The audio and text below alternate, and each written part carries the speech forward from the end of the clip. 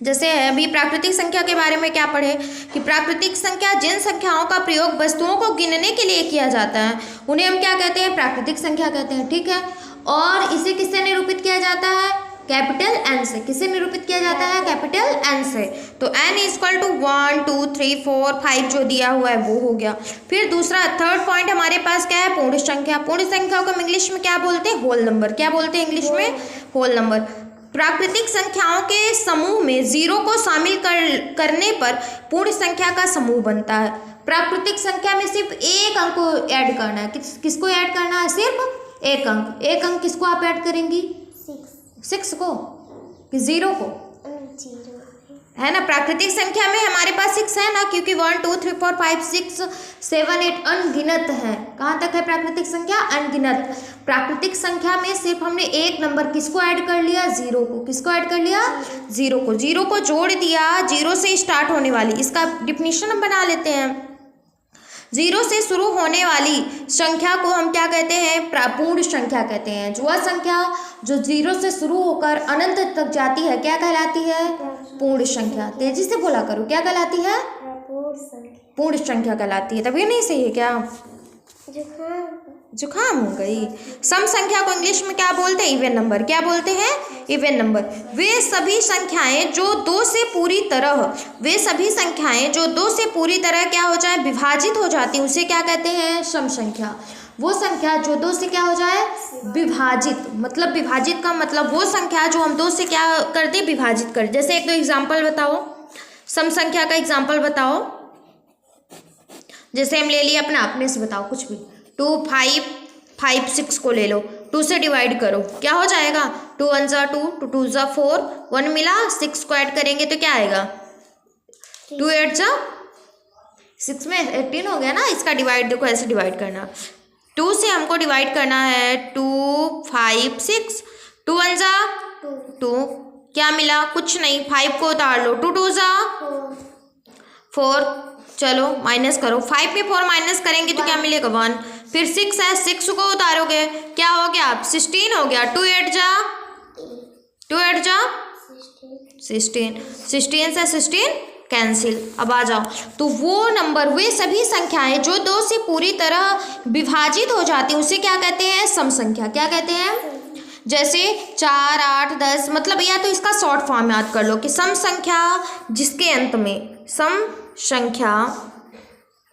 संख्या क्या होती है, जिसके अंत में, मतलब किसी भी नंबर के अंत में क्या आ जाए, 0 आ जाए। किसी भी नंबर के अंत में क्या आ जाए, सम संख्या में 0 2 4 6 8, किसी भी संख्या के अंत में क्या मिल जाए हमको, 0 2 4 6 8, 0 क्या मिलेगा, 0 2 4 6 8। वो संख्याएं किससे भी क्या कहलाएंगी, सम संख्या। क्या कहलाएंगी, सम संख्या। जिसके अंत में 0 2 4 6 8 रहेगा वो संख्या क्या कहलाएगी, सम संख्या।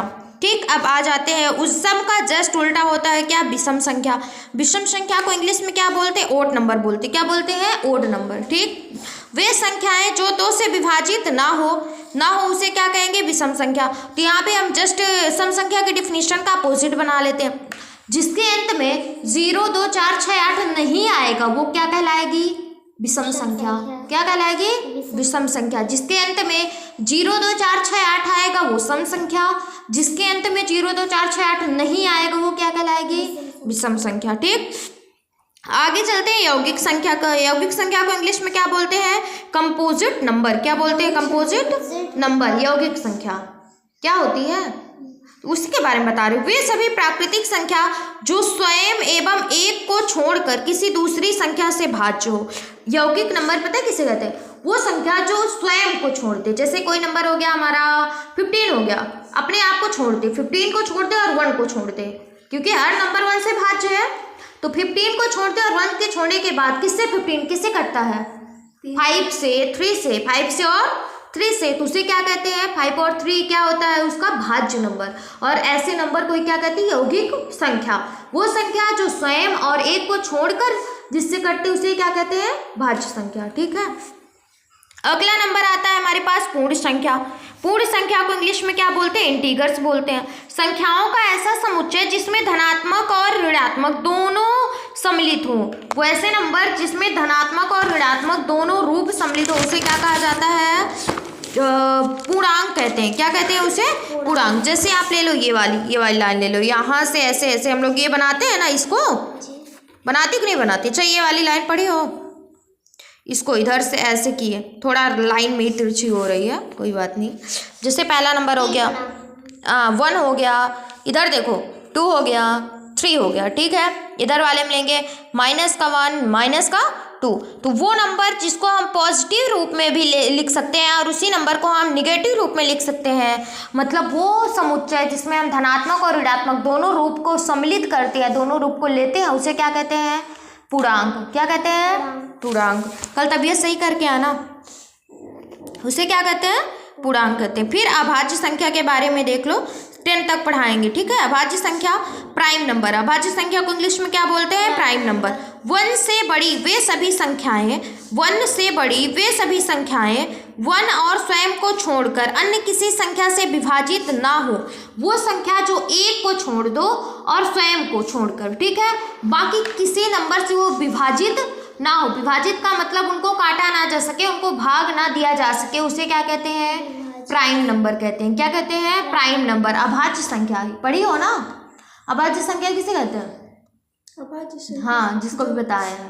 विषम संख्या नहीं, अभाज्य संख्या वो संख्या है जिसको भाग ना दिया जा सके किसी से।